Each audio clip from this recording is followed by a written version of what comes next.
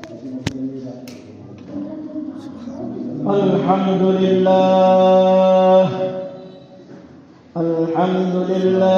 wa kafa wa salamun ala ibadihi alladhina istafa. Amma ba'du fa a'udhu billahi minash shaitanir rajim. Bismillahirrahmanirrahim. Lan tanalul birra hatta tunfiqu ma tuhibbun. Wa qala Rasulullah sallallahu alaihi wasallam, la yu'minu ahadukum hatta yuhibba li akhihi ma yuhibbu li nafsihi. Barakallahu lana wa lakum bil Qur'anil azim wa nafa'na wa iyyakum bil ayati wal dhikril hakim. Durus sholli Allahumma salli ala Muhammadin wa ala ali Muhammad kama sallaita ala Ibrahim wa ala ali Ibrahim innaka Hamidum Majid.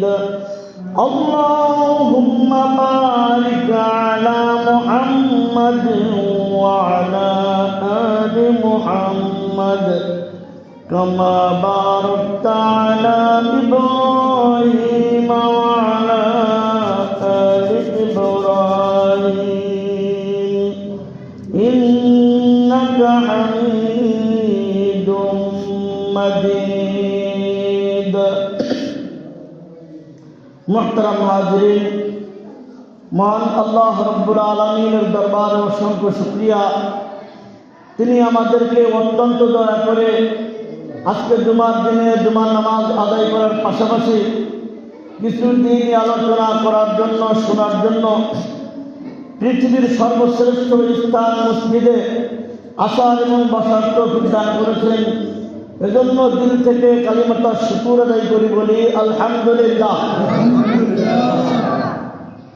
বর্তমানে সারা দেশে যে শীতটা হচ্ছে, এই শীতটাকে বলা হয় হাড় কাঁপানো শীত। অর্থাৎ এমন শীত যে শীতে শুধু মানুষ কাঁপে এমন না, মানুষের হাড় পর্যন্ত কেটে যায়। এই জন্য এই শীতটাকে বলা হয় হাড় কাঁপানো শীত। যদিও গতকালকে আজকে একটু কম, এর আগে 3-4 দিনের অবস্থা খুব ভয়াবহ ছিল। তো এই যে একটা মৌসুম, শীতের মৌসুম, শীতের মৌসুম যখন আসে তখন গ্রামাঞ্চলে প্রত্যেকের ঘরে ঘরে পিঠাপুলি খাওয়ার একটা ধুম পড়ে যায়। আত্মীয় স্বজন বেড়াতে আসে, কেউ আত্মীয় স্বজনের বাড়িতে বেড়াতে যায়। এই শীতের সিজন যখন আসে তখন দেখবেন মানুষের গায়ে বাহারি বদলে শীতের পোশাক দেখা যায়। শীত নিবারণের জন্য নানান রকমের পোশাক আশাক মানুষ পরে।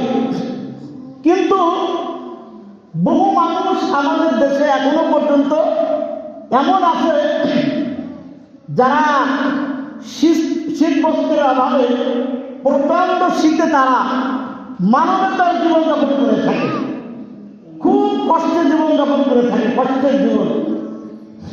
তো আল্লাহ তাআলা যাদেরকে সামর্থ্য দিয়েছেন প্রত্যেকের সাধ্য মতে এই সমস্ত অসহায় মানুষের পাশে দাঁড়ানো উচিত। কি বলে, দাঁড়ানো উচিত কিনা? দাঁড়ানো উচিত। বাংলায় একটা প্রবাদ বাক্য আছে, আপনারা জানেন যে মানুষ বলে যে খেদমতে খোদা মেলে। খেদমতে কি মেলে? ক্ষুধা মেলে।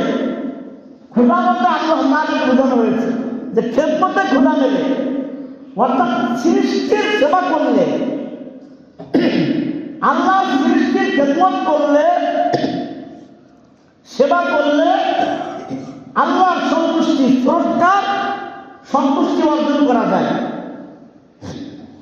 আপনাদের একটা ঘটনা প্রত্যেকেরই জানা আছে, হাদিসে বর্ণিত ঘটনা, যে এক ব্যভিচারিণী মহিলা সে একটা কুকুরের পানিতে দেখেছিল। কুকুরটা পিপাসায় কাতর, তার ওই কুকুরটা দেখে অন্তরে মায়া হল। তার পায়ের মোজা ছিল, তার উন্না দিয়ে ওটাকে বেঁধে কূপের থেকে পানি উঠাইয়া কুকুরটাকে খাওয়াই দিল। কুকুরটা যখন শান্ত হয়ে গেল, আল্লাহ পাক রব্বুল আলামিন ওই ব্যভিচারিণী মহিলার এই কাজটা খুব পছন্দ করলেন। আর এর ওসিলায় ওই ব্যভিচারিণী মহিলার গোটা জিন্দেগীর গুনাহ আল্লাহ মাফ করে দিয়েছে। তাই আমি বলতেছিলাম যে খেদমতে ক্ষুধা মেলে।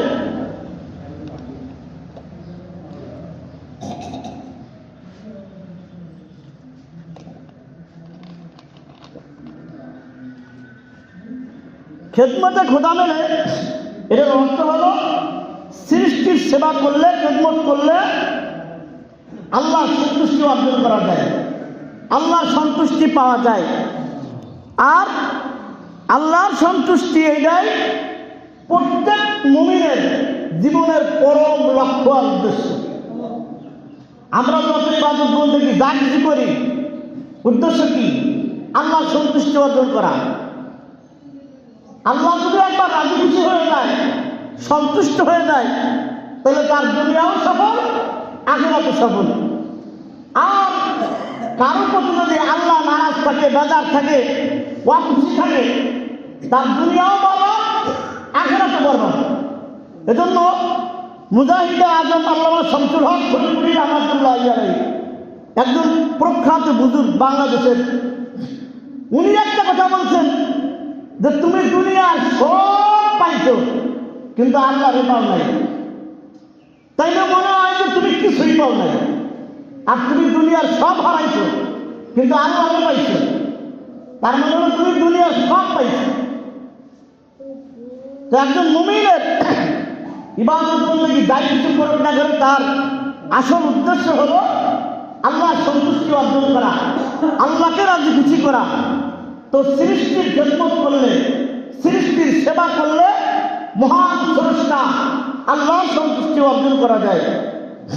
এজন্য আল্লাহ পাক রব্বুল আলামিন কুরআনুল কারীমের বিভিন্ন আয়াতে এই কথা বলছেন। এক আল্লাহ পাক রব্বুল আলামিন বলছেন, আহসিন কামা আহসানাল্লাহু ইলাইক, আহসিন কামা আহসানাল্লাহু ইলাইক, যে তুমি দয়া করো এমন ভাবে, কামা আহসানাল্লাহু ইলাইক, আল্লাহ যেভাবে তোমার প্রতি দয়া করছেন, তুমি মানুষের প্রতি ওইভাবে দয়া করো যেভাবে আল্লাহ তোমার প্রতি দয়া করছেন। একজন মানুষের প্রতি আল্লাহ তাআলার কি পরিমাণ দয়া আর মেহেরবানি আছে, কোন মানুষ গণনা করে কোনোদিন শেষ করতে পারবে কি বলেন? মানুষের প্রতি, আমার প্রতি, আপনার প্রতি আল্লাহর কি পরিমাণ দয়া আর মেহেরবানি আছে, এটা গণনা করে কোনোদিন শেষ করা যাবে না। অগণিত দয়া। এক কথায় বলা যায়, একজন মানুষ আল্লাহ তাআলার দয়ার ভিতরে এমন ভাবে ডুবে আছে যেমন একটা মাছ পানির তলে ডুবে থাকে। মাছ যেমন পানি ছাড়া বাঁচতে পারে না, আল্লাহর দয়া ছাড়া পৃথিবীর কোনো মানুষ বাঁচতে পারে কি বলেন? পৃথিবীর কোনো মানুষ আল্লাহর দয়া ছাড়া বাঁচতে পারে না। এজন্য আল্লাহ তাআলা বলছেন, আহসিন কামা আহসানাল্লাহু ইলাইক, তুমি মানুষের প্রতি ওইভাবে দয়া করো যেমন আল্লাহ তাআলা তোমার প্রতি দয়া করছেন। এছাড়াও আমরা যদি ব্যক্তিগতভাবে খেয়াল করি যে আমাদের পিছনের জীবনের ইতিহাস যদি আমরা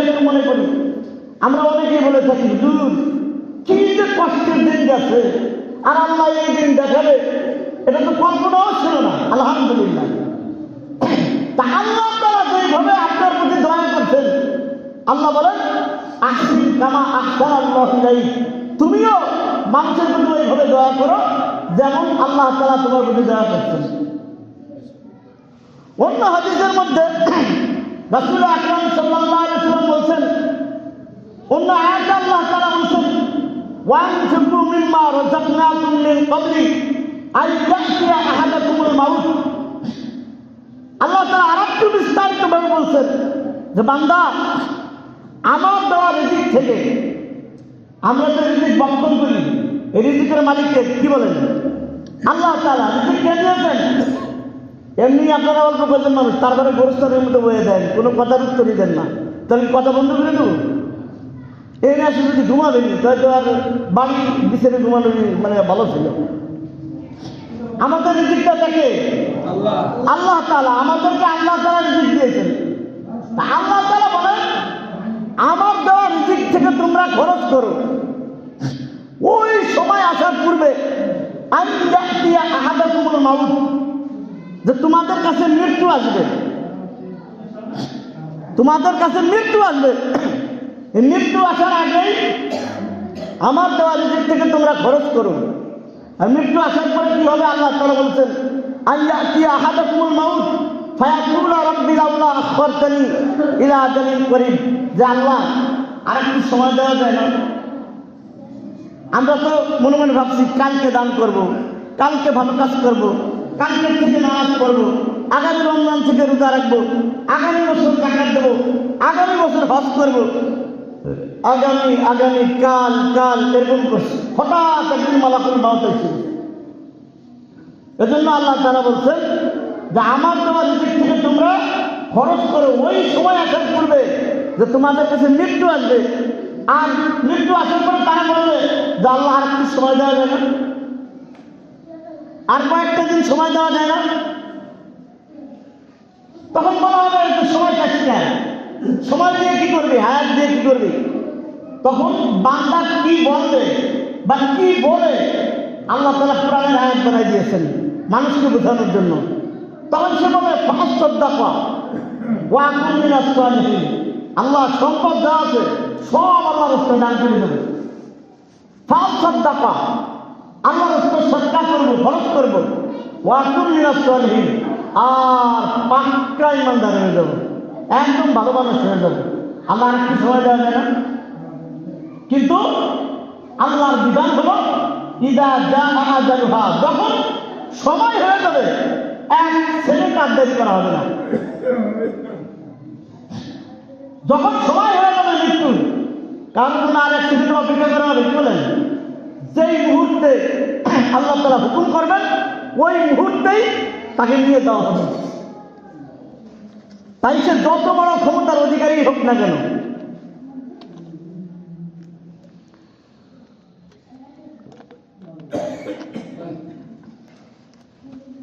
হুকুম হয়ে গেলে আর বাঁচার কোনো রাস্তা নাই, তৎক্ষণাৎ সেই মুহূর্তেই দুনিয়ার থেকে চলে যাইতে হবে। রাসূল আকরাম সাল্লাল্লাহু আলাইহি ওয়াসাল্লাম এক হাদিসের মধ্যে বলছেন ওয়াল্লাহু ফি আউনিল আবদি মা কানা আল আবদু ফি আউনি আখি, আল্লাহ তাআলা তার বান্দাকে ততক্ষণ পর্যন্ত সাহায্য করতে থাকেন যতক্ষণ পর্যন্ত সে তার ভাইয়ের সাহায্যে লিপ্ত থাকে। আল্লাহ তাআলা ততক্ষণ পর্যন্ত তার বান্দাকে সাহায্য করতে থাকে যতক্ষণ পর্যন্ত সে তার ভাইয়ের সাহায্যে লিপ্ত থাকে।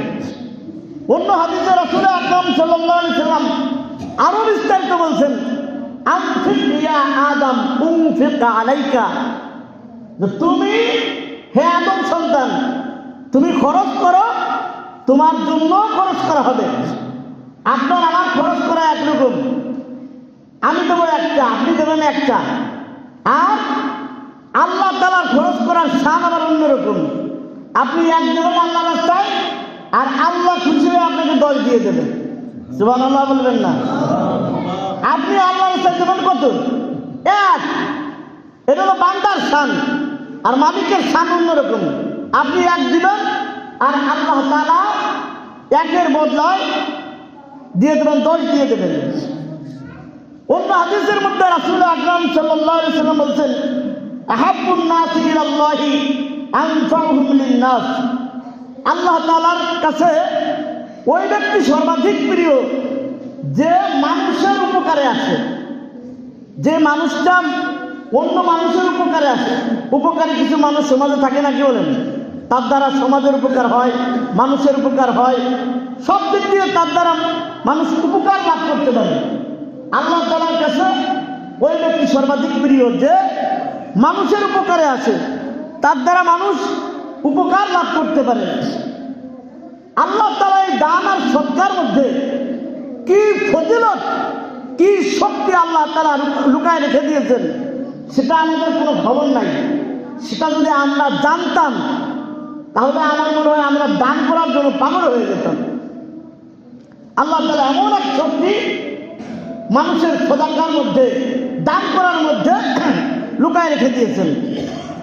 আল্লাহ পাক রব্বুল আলামিন সর্বপ্রথম যখন পানির উপরে জমিন বিছায়া দিলেন,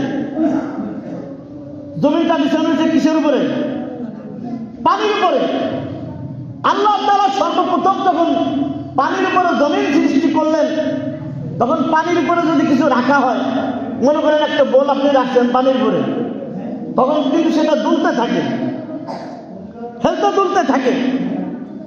এই অবস্থা যখন হলো, আল্লাহ তাআলা জমিনকে স্থির করার জন্য পাহাড় সৃষ্টি করলেন। কি সৃষ্টি করছেন? পাহাড় সৃষ্টি করলেন। পাহাড় যখন আল্লাহ তাআলা সৃষ্টি করলেন, তখন জমিন স্থির হয়ে গেল।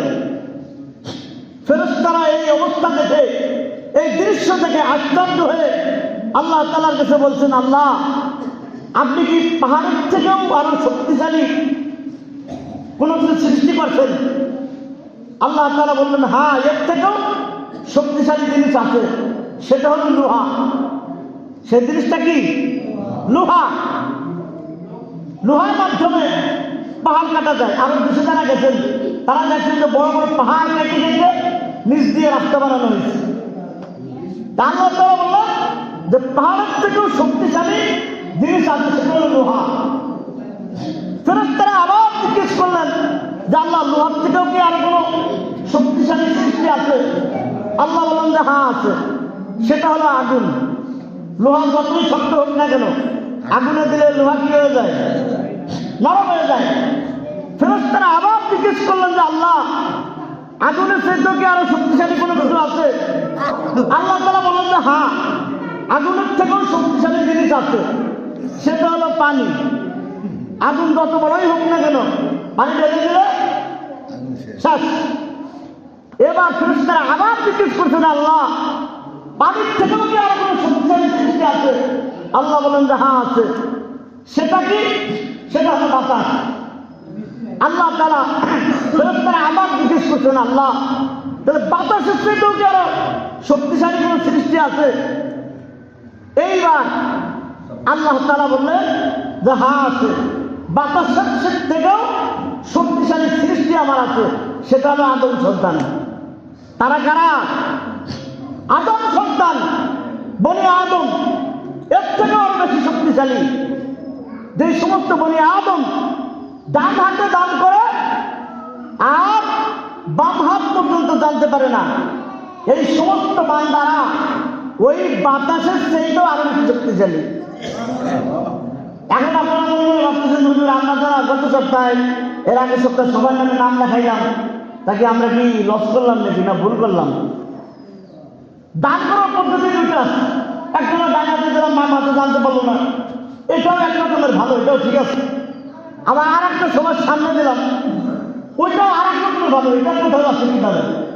সেটা হলো আমি দান করলাম বা আপনি দান করলেন, আপনারটা দেখে আর একজন উদ্বুদ্ধ হইল, অনুপ্রাণিত হইল যে অমুক দেশে এত 2000, আমি ইনশাল্লাহ 5000 দেব। এরকম যদি হয়, এটা কথা হাদিসে আছে, কোনো ব্যক্তি যদি কোনো ভালো কাজের প্রচলন ঘটায়, ভালো একটা কাজ করছে, তার দেখা দেখে যত মানুষ ওই ভালো কাজটা করবে, প্রত্যেকের পরিমাণ সওয়াব আল্লাহ তাআলা ওই ব্যক্তিকে দান করবেন সর্বপ্রথম। এজন্য আপনি তার একটা প্রমাণ দেখতে আল ফজিলাতুল মুতাকাদ্দিমিন, যারা সামনের সারিতে থাকে তাদের ফজিলতি আলাদা। এজন্য এটাও ঠিক আছে যে আপনি দান করলেন, আপনারটা দেখে আরেকজন অনুপ্রাণিত হয়ে যে আমারও দেওয়ার দরকার, বা ও যা দিচ্ছে তার থেকে বেশি আমি দেবো, এইভাবে যদি হয় এটাও ভালো। এজন্য যে কথাটা বলতেছিলাম যে যারা সদকা করে, দান করে, আল্লাহ তাআলা বলছেন, কত কিছুর কথা বললাম, সর্বশেষ বলছেন বাতাসের চাইতেও তারা বেশি শক্তিশালী। একটাবার চিন্তা করে দেখেন, আল্লাহ তাআলা মানুষের শক্তি রাখবেন কোথায়, আর মানুষ তাদের শক্তি খোঁজে কোথায়? আল্লাহ শক্তি রাখছেন আমাদের ভিতরে, আল্লাহ শক্তি রাখছেন ওযুর ভিতরে। আল ওযু সিলাহুল মুমিন, যে ওযু হলো মুমিনের অস্ত্র স্বরূপ। আল্লাহ তাআলা শক্তি রাখলেন ওযুর ভিতরে, নামাজের ভিতরে, দানের ভিতরে। আর মুসলমান শক্তি খুঁজে জিমে। মুসলমান শক্তি কোথায় খুঁজে? জিম। জিম করা বুঝুন না, ব্যায়াম করে ওটাকে বলা জিম। জিম করতে যায়। ব্যায়াম করা বা জিম করা এটা খারাপ আমি বলতেছি না, করেন, কিন্তু মূল শক্তি আল্লাহ তাআলা এটার ভিতরে রাখছেন, ওযুর ভিতরে, নামাজের ভিতরে, দানের ভিতরে। আমরা এই মূল ভুলে, আসল ভুলে নকলের পিছনে দৌড়াতে। আমি বলছি এটা নকল নিয়ে আর প্রতিদিন দৌড়াবেন, এখন থেকে আসলের পিছনে দৌড়াদৌড়ি করেন। তো এতক্ষণ যাবৎ আপনাদের সামনে আমি যে কথাগুলো বলতেছিলাম, আমার মূল যে কথাটা ছিল যে এই শীতের সময় অনেক মানুষ মানবতার জীবনযাপন করে থাকে, শীতের বস্ত্র নাই, শীতে কষ্ট পায়, এই সমস্ত মানুষের পাশে আমাদের দাঁড়ানো উচিত। আমি যে আয়াতে কারিমা আপনাদের সামনে তেলাওয়াত করছিলাম, যে আল্লাহ তাআলা কোরআনে বলছেন, লান তানালুল বিররা হাত্তা তুনফিকু মিম্মা তুহিব্বুন, তোমরা ততক্ষণ পর্যন্ত নেকি অর্জন করতে পারবে না যতক্ষণ পর্যন্ত তোমরা তোমাদের ভালো জিনিসটা, তোমাদের পছন্দনীয় জিনিসটা দান না করবা। আমি একটা হাদিস আপনাদের সামনে তেলাওয়াত করছি, যার তর্জমা হলো, আল্লাহ রাসূল সাল্লাল্লাহু আলাইহি ওয়াসাল্লাম বলছেন, লা ইউমিনু আহাদুকুম, তোমাদের কেউ ততক্ষণ পর্যন্ত পরিপূর্ণ ঈমানদার হইতে পারবে না, হাত্তা ইউহিব্বা লিআখি, সে তার ভাইয়ের জন্য পছন্দ করে, মা ইউহিব্বু লিনাফসিহি, যা তার নিজের জন্য পছন্দ, যা নিজের জন্য পছন্দ এটা দান না করে যেটা অপছন্দ সেটা দান করে। সংক্ষেপে বলি, শীতের সিজন আছে না, অনেক বড় লোকরা দেখেন যে কম্বল দান করে, করে না? করে না? কি বলেন? যারা দান করে তাদেরকে স্যালুট জানাই, ধন্যবাদ জানাই, আলহামদুলিল্লাহ, ঠিক আছে। আবার বলে তুমি সামনে রমজান আসতেছে, কেউ শাড়ি কাপড় দেবে, লুঙ্গি দেবে, আরো অনেকে অনেক কিছু দেবে। দুঃখজনক বিষয় হলো আমাদের দেশে জাকাতের আলাদা কম্বল পাওয়া যায়, দান করার জাকাতের জন্য আলাদা লুঙ্গি পাওয়া যায়, জাকাতের জন্য আলাদা শাড়ি পাওয়া যায়। দুর্ভাগ্য আমাদের, জাকাতের জন্য আলাদা লুঙ্গি বানাইছে, আলাদা শাড়ি বানাইছে। আপনার লুঙ্গিটা কত সুন্দর, আপনি যে কম্বলটা গায়ে দিয়ে ঘুমান সেটা কত সুন্দর, আর আপনি যখন দান করবেন ওই সতর্কতাটা নিয়ে এসেছেন, যত কম দামে পাওয়া যায়, যে এরকম টাকাইলে মনে হয় যে দুনিয়া দেখা যায়। এটা তো উচিত না। এই কথাটাই হাদিসে আল্লাহ রাসূল বলছেন যে ততক্ষণ পর্যন্ত পরিপূর্ণ মুমিন হইতে পারবে না যারা নিজের জন্য পছন্দ করেছে ওটা তার ভাইয়ের জন্য পছন্দ না করবে। আপনি আপনার নিজের জন্য সর্বোচ্চটা আপনি মানে কি করছেন, পছন্দ করছেন, আপনার ভাইয়ের জন্য কমপক্ষে মধ্যমটা পছন্দ করেন, তাও তো ঠিক আছে।